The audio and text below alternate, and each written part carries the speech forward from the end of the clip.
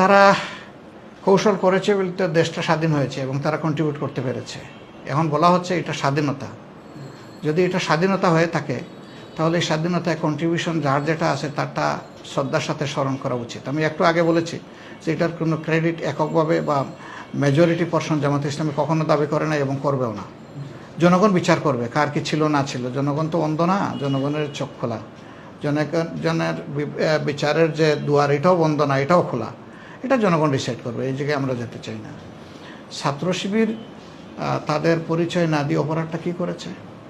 যদি ছাত্র শিবির পরিচয় গোপন করে কোনো অপকর্ম করে, কেউ যদি কোনো অপকর্মের সাথে জড়িত থাকে, তার বিরুদ্ধে চার্জ আনেন, অভিযোগ আনেন যে অমুকের মেয়ের ইজ্জত নষ্ট করেছে বিশ্ববিদ্যালয় আঙ্গিনায়, অথবা অমুকের উপরে জুলুম করেছে, মারধর করেছে, অমুকের রুম থেকে বের করে দিয়েছে, অমুকের কাছে চাঁদা দাবি করেছে। এই কথা তো আজ পর্যন্ত কেউ বলতে পারলেন না।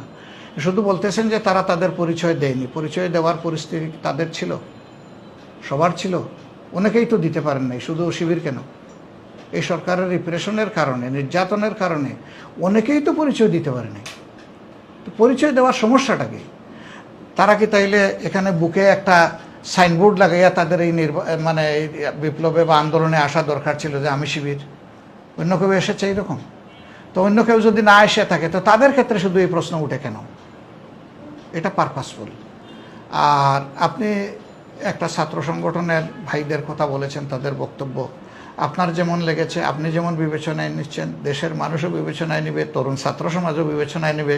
সেই ব্যাপারে আমার কোনো মন্তব্য করার দরকার নাই। তবে আমি শুধু বলবো যে দায়িত্বশীলতার জায়গা থেকে আমার এবং সবার খুবই দায়িত্বশীল হওয়া উচিত। এর সাথে একটু সংযুক্ত প্রশ্ন যে আমরা যে বর্তমান অবস্থা দেখছি, সরকারের পতন বলি, 5 আগস্টের পরের সরকারের ব্যবস্থা বলি, এটা জামায়াত শিবিরের আন্দোলনের ফসল। এটাকে আপনি কোন দৃষ্টিতে দেখেন? না, আমি আগে বলেছি এটা দেশবাসীর আন্দোলনের ফসল।